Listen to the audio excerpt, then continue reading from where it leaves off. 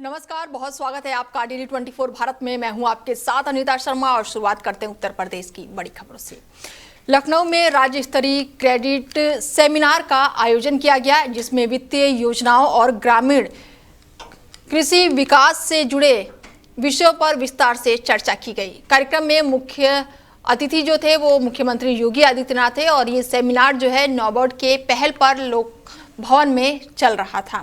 और जब बैंकिंग और यहाँ पर कृषि, वित्तीय, ग्रामीण उद्योग और विकास परियोजनाओं को मजबूती देने की रणनीति पर मंथन हो रहा है और ऐसे में सेमिनार के दौरान विभिन्न विभागों द्वारा कई चीज़ों को लेकर चर्चा की गई और ऐसे में ये बेहद ही जो चर्चा है खास मानी जा रही है। लोक भवन में इसको लेकर चर्चा की गई है। लखीमपुर जिले के गोला क्षेत्र में हुआ भीषण सड़क हादसे ने स्थानीय स्तर पर शोक और चिंता का माहौल पैदा कर दिया है और इस दुर्घटना में 3 लोगों की जान चली गई है, जबकि अन्य प्रभावित लोगों को तत्काल मदद पहुंचाने का काम जारी है। ऐसे में घटना की सूचना मिलते ही मुख्यमंत्री ने पूरे मामले का संज्ञान लिया और विस्तृत रिपोर्ट मांगी है।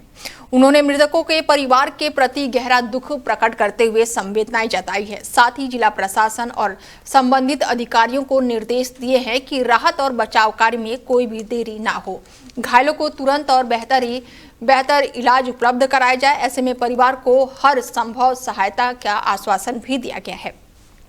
प्रशासन जो है वो हर स्तर पर स्थिति पर लगातार निगरानी रखे हुए है। तो वहीं उन्नाव के अलग अलग जगहों पर हुए सड़क हादसों को लेकर मुख्यमंत्री ने गंभीरता दिखाई है और पूरे मामले की जानकारी को लेकर तलब किया है। दुर्घटनाओं में जान गंवाने वाले लोगों के परिजनों के प्रति गहरी संवेदनाएं जताई गई है और शोक व्यक्त किया गया है। प्रशासनिक अधिकारियों को तुरंत ही मौके पर राहत और बचाव कार्य तेज करने, घायलों को बेहतर इलाज उपलब्ध कराने और सभी जरूरी सहायता सुनिश्चित करने के निर्देश दिए गए हैं। जानकारी के अनुसार सहरामऊ क्षेत्र में हुए हादसे में 4 लोगों की मौत हुई है, जबकि बता दें कि दूसरे इलाके में 2 लोगों की जान गई है। सरकार जो है हर स्तर पर हालातों पर नजर रखी हुई है और स्थानीय प्रशासन को हर जरूरी कदम उठाने को कहा गया है। और खबरों में आगे बढ़ते हैं और बड़ी जानकारी निकलकर सामने आ रही है कि यूपी विधानसभा का बजट सत्र जो है वो 9 फरवरी से और 9 फरवरी से 20 फरवरी तक होगा सत्र। 9 फरवरी को राज्यपाल का अभिभाषण होगा और सुबह 11 बजे आनंदीबेन पटेल का अभिभाषण होगा और 11 फरवरी को पेश होगा राज्य का बजट। वित्त मंत्री सुरेश खन्ना विधानसभा में पेश करेंगे बजट। 16 फरवरी से 20 फरवरी तक बजट पर चर्चा होगी। बड़ी जानकारी आपको दे दें कि लखनऊ में उत्तर प्रदेश विधानसभा का बजट सत्र जो है वो 9 फरवरी से शुरू होकर 20 फरवरी तक चलेगा, जिसमें कई महत्वपूर्ण विधायी और वित्तीय कार्य तय किए गए हैं। सत्र के पहले दिन सुबह 11 बजे राज्यपाल का अभिभाषण होगा, जिसमें सरकार की नीतियों, उपलब्धियों और आगामी योजनाओं की रूपरेखा रखी जाएगी। इसके अगले दिन शोक प्रस्ताव और औपचारिकता कार्रवाई पूरी की जाएगी। 11 फरवरी को साल 2026 और 27 के लिए राज्य का आम बजट सदन में जो है वो प्रस्तुत किया जाएगा। ये बजट दोनों सदनों के पटल पर रखा जाएगा और वित्त मंत्री विधानसभा में बजट के विस्तार से विवरण पेश करेंगे। बजट पेश होने के बाद से 16 फरवरी से 20 फरवरी तक उसके विभिन्न प्रावधानों और घोषणाओं पर विस्तार से चर्चा होगी और इस दौरान पक्ष और विपक्ष के सदस्य खर्च योजनाओं और नीतिगत प्राथमिकताओं पर अपनी अपनी राय रखेंगे। हालांकि ये बजट जो है बेहद ही हंगामेदार होने वाली है और इस खबर पर हमारे साथ ज्यादा जानकारी के साथ रोहित जुड़ चुके हैं, हमारे संवाददाता, और उनसे जानते हैं कि क्या कुछ अपडेट है, क्योंकि यूपी विधानसभा का बजट सत्र जो है 9 फरवरी को है। कितना हंगामेदार रहेगा रोहित? जी, अगर विपक्ष की माने नेता तो उनका कहना ये है कि जो बजट सत्र पेश हुआ है ये सिर्फ उद्योगपतियों के लिए है, ना कि कोई आम जनता के लिए। विपक्ष का सीधे यही वार है कि उनका कहना है कि ये आम बजट नहीं माना जा रहा है उनके हिसाब से, ये बजट उद्योगपतियों के लिए है, जो बिजनेसमैन उनके लिए है। ऐसे में अभी बस तारीखें फाइनल हुई हैं, उसको लेकर ही अभी से विपक्ष जो है विपक्ष खेमे में हंगामा मचा हुआ है, बयान आने लगे हैं। 20 फरवरी तक चलेगा। तो क्या लग रहा है कि अगर मैं प्रदेश की बात करूं तो किन किन मुद्दों पर ये चर्चा हो सकती है? देखिए, मुद्दे की बात करें तो इसमें से रिलेटेड जो कैंसर बीमारियां हैं और काफी सारी चीजें हैं, जो दवाइयां हैं, इन सब पे मुद्दों बात होगी। और इसमें जो कहा जाए कि जितने भी गरीब तबका के लोग हैं उसको मेडिकल के हिसाब से जो भी सुविधा मिलेगी, तो उसमें दवाइयां हैं, जो भी इलाज होगा उसके लिए भी चर्चा होगी। अहम बजट होने वाला है ये इन सब मुद्दों को लेकर। तो ऐसे में क्या लग रहा है रोहित की SIR को लेकर भी यहाँ पर हंगामा देखने को मिलेगा? विपक्ष तो देखिए कहा जाए कि वो तो ढूंढ रहा है कि कहीं ना कहीं मुझे कुछ भी एक मिल जाए क्यों जिसके आगे मैं हंगामा या इस तरीके से आगे विपक्ष बात रखे अपना, तो वो तो ढूंढ ही रहा है, उसको कुछ ना कुछ चाहिए है विपक्ष। बिल्कुल, चलिए तमाम जानकारी के लिए बहुत शुक्रिया आपका। बता दें कि 16 फरवरी से 20 फरवरी तक बजट सत्र की शुरुआत होने वाली है। 9 फरवरी से शुरू होगा और इसके बाद से 20 फरवरी तक ये बजट सत्र चलेगा। तो वहीं लखनऊ में प्रदेश स्तर पर पुलिस महकमे में बड़ा प्रशासनिक फेरबदल किया गया है, जिसमें 24 आईपीएस अधिकारियों के कार्यक्षेत्र और जिम्मेदारियों में बदलाव किया गया है। बड़ी जानकारी, यूपी में 24 आईपीएस अफसरों के तबादले और ऐसे में डीजी फायर सर्विस बने सुजीत पांडे। बड़ी जानकारी दे दें कि एडीजी जोन लखनऊ बनाए गए हैं प्रवीण कुमार। ऐसे में लगातार फेरबदल किया गया है। डीजी के जीएसओ बने ऐसे मैन्युअली और ऐसे में यूपी में 24 आईपीएस अफसरों के तबादले हो गए हैं। बड़ी जानकारी आपको दे दें कि इस तबादले की सूची के तहत फायर सर्विस के महानिर्देशक पद पर नई तैनाती की गई है, जबकि लखनऊ जोन में नए अपर पुलिस महानिर्देशक को जिम्मेदारी सौंपी गई है। जीडी मुख्यालय, पुलिस एकेडमी और मुरादाबाद, वाराणसी और गाजियाबाद कमिश्नरेट में अपर पुलिस आयुक्त स्तर पर भी नई नियुक्तियां लागू हुई है। अयोध्या रेंज में नए डीआईजी की तैनाती की गई है। वहीं कानपुर कमिश्नरेट में संयुक्त पुलिस आयुक्त स्तर पर 2 अधिकारियों को जिम्मेदारी मिली है और एटीएस लखनऊ तकनीकी सेवा और पुलिस मुख्यालय में भी डीआईजी स्तर पर नई पोस्टिंग की गई है और कई जिलों में वरिष्ठ पुलिस अधीक्षक और पुलिस अधीक्षक और पर भी बदलाव हुए हैं। ऐसे में जौनपुर, खीरी, बस्ती, सुल्तानपुर, सहारनपुर, गोरखपुर, मेरठ, मिर्जापुर, रायबरेली, पीलीभीत और अमेठी में नए कप्तानों की तैनाती हुई है।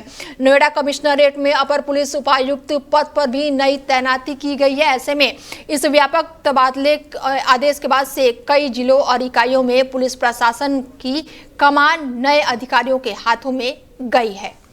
तो यूपी के सीतापुर में केंद्रीय बजट 2026 को लेकर जिला पंचायत सभागार में एक विस्तृत प्रेस कॉन्फ्रेंस आयोजित की गई, जिसमें प्रदेश सरकार के प्रभारी मंत्री ने बजट की प्रमुख विशेषताओं और योजनाओं पर विस्तार से जानकारी दी है। उन्होंने कहा कि इस बार का बजट लोक कल्याण के केंद्र में रखकर तैयार किया गया है और इसमें समाज के हर वर्ग, गरीब, मध्यम और वर्ग के उच्च वर्ग के आवश्यकताओं को ध्यान में रखा गया है।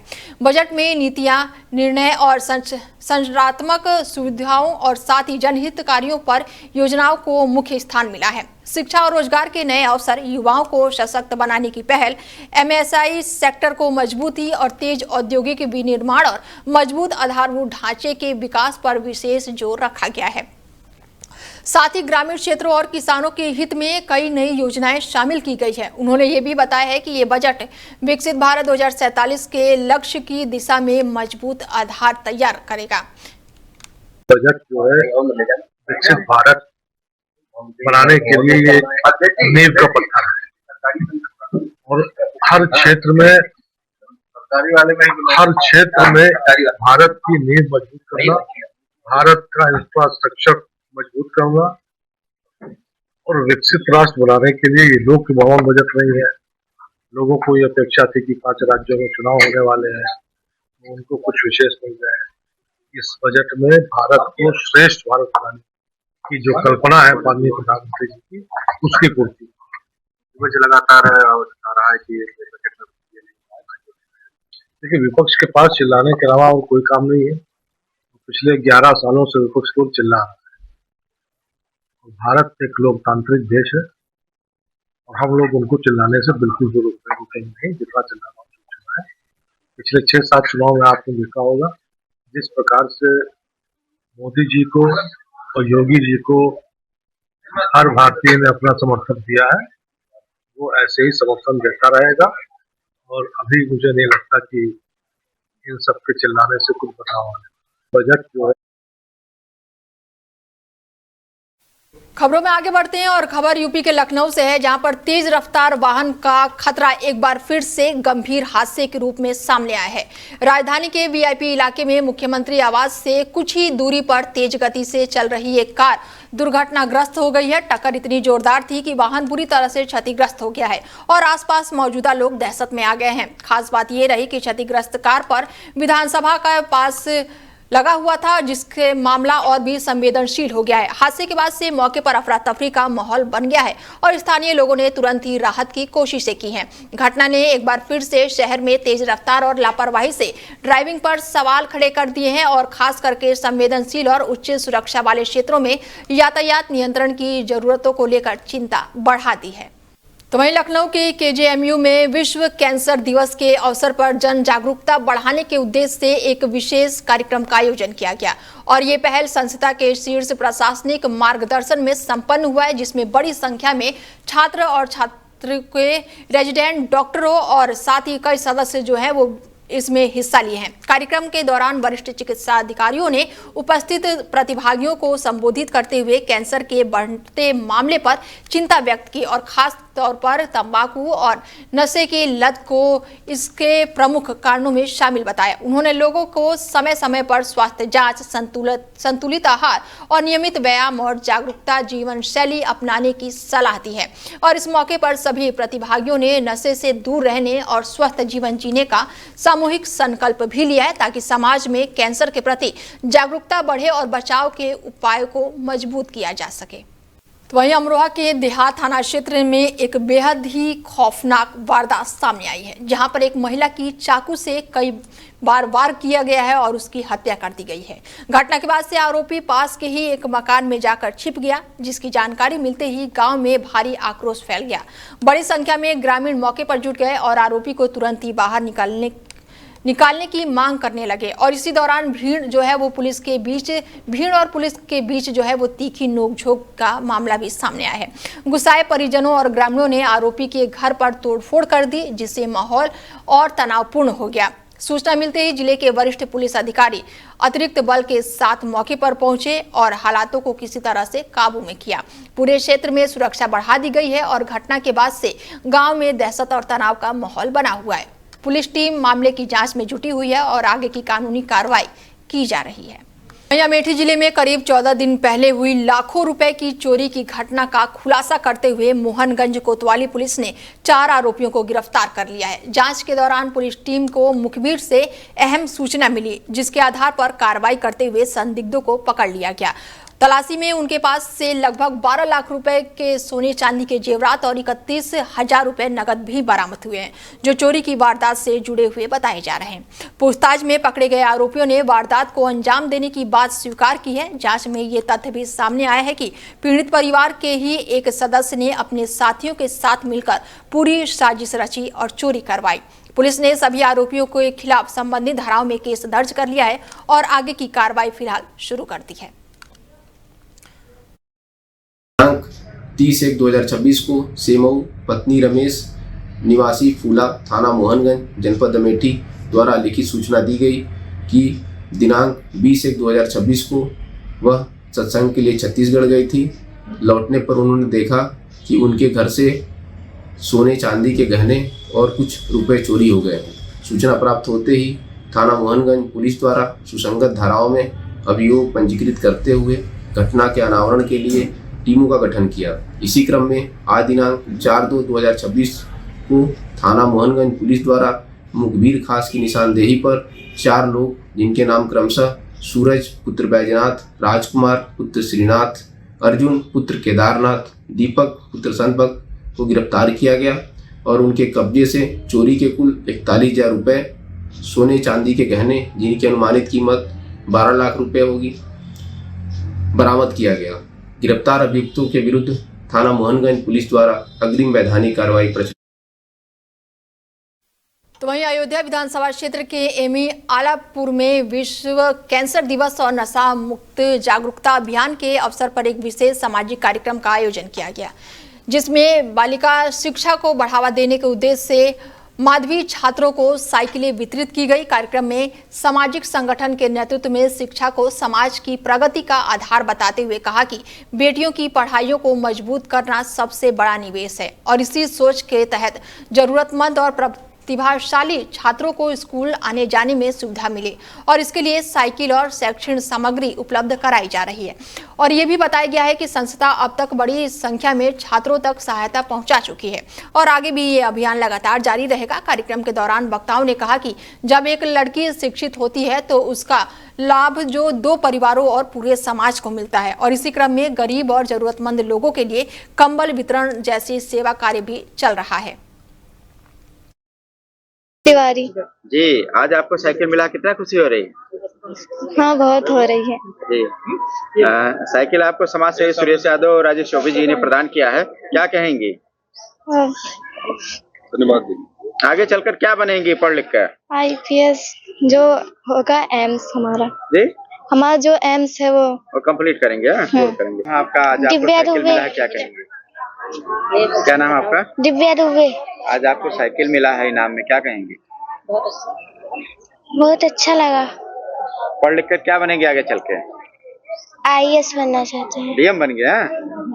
आज विश्व कैंसर दिवस के उपलक्ष्य में हमारी गांव सभा में हमारे बड़े भैया सुरेश यादव जी जो समाज सेवा की एक मिसाल हैं, उनके द्वारा हमारे इस क्षेत्र की 5 मेधावी छात्राओं को साइकिल प्रदान किया जा रहा है।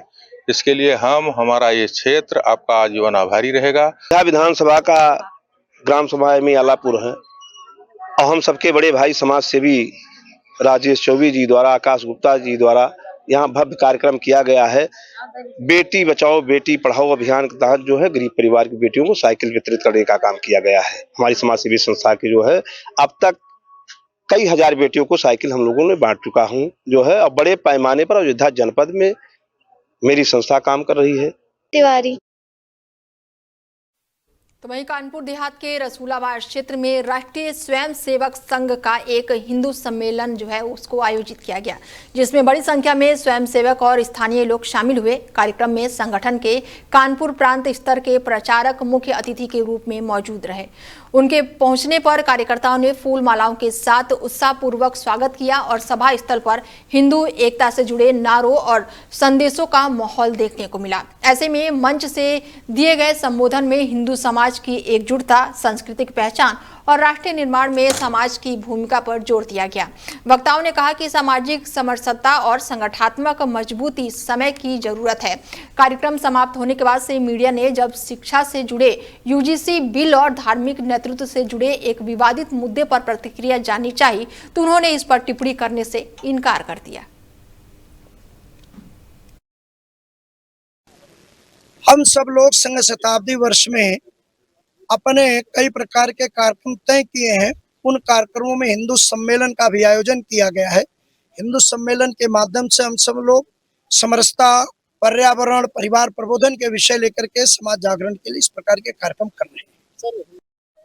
हाँ, सरकार UGC बिल लाकर हिंदुओं को जोड़ने का काम कर रही है। कहीं नहीं, सरकार भी हिंदू समाज के जागरण के लिए काम कर रही है। हिंदू समाज के जो भी कुछ चीजें हैं उनमें सब लोग मिलकर के हिंदू समाज को उत्थान के लिए हिंदू संगठन काम कर रहे हैं। अब हम जानकारी नहीं भैया, हम पेपर पढ़े नहीं, जाने नहीं। तो वहीं डेली 24 भारत ने बेहद ही खबर जो है वो प्रमुखता से दिखाई है, जिसके बाद से बदायूं जिले के हजरतपुर थाना क्षेत्र के गांव में गंभीर घटना को लेकर पुलिस महकमे में पूरी तरह से सक्रिय नजर आई। प्रकरण को संवेदनशील मानते हुए थाना पुलिस ने तुरंत ही व्यापक स्तर पर कार्रवाई शुरू की और आरोपियों की तलाश में लगातार छापेमारी अभियान चलाया जा रहा है। जांच के क्रम में अब तक 2 आरोपियों को गिरफ्तार कर लिया गया है, जबकि अन्य संदिग्धों की धरपकड़ के लिए कई टीमें अलग अलग जगहों पर लगातार दबिश दे रही है। और ये पूरी कार्रवाई उस मामले से जुड़ी है जिसमें एक व्यक्ति की इलाज के दौरान मौत हो गई थी और परिजनों ने आरोप लगाया था। पुलिस जो है वो नामजद आरोपियों के संभावित ठिकानों पर लगातार पहुंचकर जांच पड़ताल कर रही है। फिलहाल 4 आरोपी अभी भी गिरफ्त से बाहर है, जिन्हें पकड़ने के प्रयास और भी तेज कर दिए गए हैं। स्थिति को देखते हुए पीड़ित परिवार की सुरक्षा के भी विशेष इंतजाम किए गए हैं। पुलिस अधिकारियों का कहना है कि मामले के हर पहलू की गंभीरता से जांच चल रही है और फरार आरोपियों को जल्द ही हिरासत में लेने का लक्ष्य रखा गया है।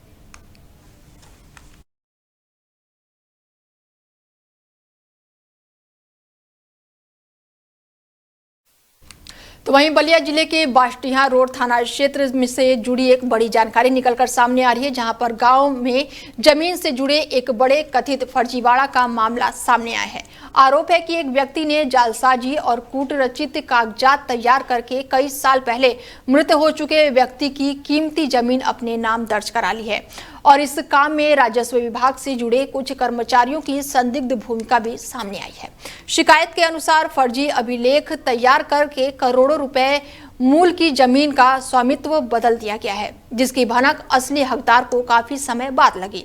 जानकारी होने पर पीड़ित पक्ष ने जिला मुख्यालय पहुंचकर जिलाधिकारी से मिलकर पूरी घटना बताई और सख्त कार्रवाई किए जाने की मांग रखी। आपके चैनल के माध्यम से हम लोग गए थे जिलाधिकारी के 25 अगस्त को और एक ज्ञापन दिया गया था। एक हमारे गांव में बहुत बड़ा भू माफिया शिवनाथ तिवारी पैदा हो गया था, जो कि जितने हमारे गांव के मर गए हैं, बहुत पहले मर गए हैं लोग, बाबा दादा परदादा, उन लोगों की जमीन फर्जी एक बैनामा दिखा दो और फर्जी नामांतरण करा लिया था तहसील में बाबू से मिलकर। इसी संदर्भ में हम लोग गए थे जिलाधिकारी के। पूरे गांव 25 आदमी का जमीन ऐसा किया था, करीबन 10 बीघा, तो करीबन 10 करोड़ की मान कर चलिए की संपत्ति करा लिए थे। इस संबंध में हम लोग जांच दिए थे। जिलाधिकारी ने बहुत ईमानदारी से जांच कराई, उसको बहुत बढ़िया जांच कराए और टोटल फर्जी पाए और फर्जी पाते हुए तहसील के कर्मचारी जैसे बाबू हुए, अहमद हुए और 5 कर्मचारियों को सस्पेंड किए और एक आउटसोर्सिंग पर था कंप्यूटर ऑपरेटर, उसको बर्खास्त किया। खबरों में आगे बढ़ते हैं। बता दें कि बलिया जिले के सिकंदरपुर स्थित समुदाय स्वास्थ्य केंद्र में व्यवस्थाओं की खराब स्थिति उजागर होने का मामला सामने आया है। अस्पताल परिसर का एक वीडियो सोशल मीडिया पर तेजी से वायरल हो रहा है, जिसमें इलाज के लिए लाए गए मरीजों के बेड पर आवारा कुत्ते आराम करते हुए दिखाई दे रहे हैं। ये दृश्य सामने आने के बाद से लोगों में नाराजगी और हैरानी दोनों देखने को मिल रही है, क्योंकि जिस जगह पर मरीजों को उपचार मिलना चाहिए वहां इस तरह की लापरवाही साफ नजर आ रही है। वीडियो के वायरल होने के बाद से स्वास्थ्य विभाग में खलबली मच गई है और स्थानीय स्तर पर व्यवस्थाओं को लेकर कई तरह के सवाल खड़े हो गए हैं। लोग पूछ रहे हैं कि जब वार्ड और बेड की सुरक्षा और साफ सफाई सुनिश्चित नहीं हो पा रही है तो मरीजों को बेहतर इलाज कैसे मिल सकेगा। यह घटना अस्पताल प्रबंधन की निगरानी व्यवस्था और स्वच्छता प्रबंध पर गंभीर सवाल खड़े करती है, जिस पर अब जिम्मेदार अधिकारियों से जवाब और सुधारात्मक कदम की उम्मीद की जा रही है।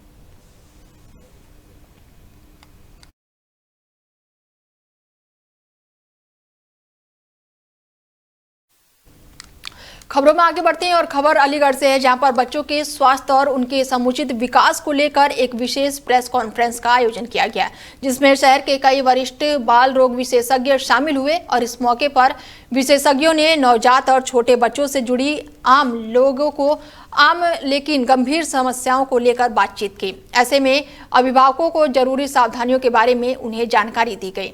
जेएन मेडिकल कॉलेज से जुड़े एक वरिष्ठ चिकित्सक ने बताया कि नवजात शिशुओं को पारंपरिक घुट्टी पिलाना और खतरनाक साबित हो सकता है। इससे आंतों को गंभीर नुकसान पहुंचने का खतरा रहता है और मेडिकल कॉलेज में ऐसे कई मामले उपचार के लिए पहुंच रहे हैं।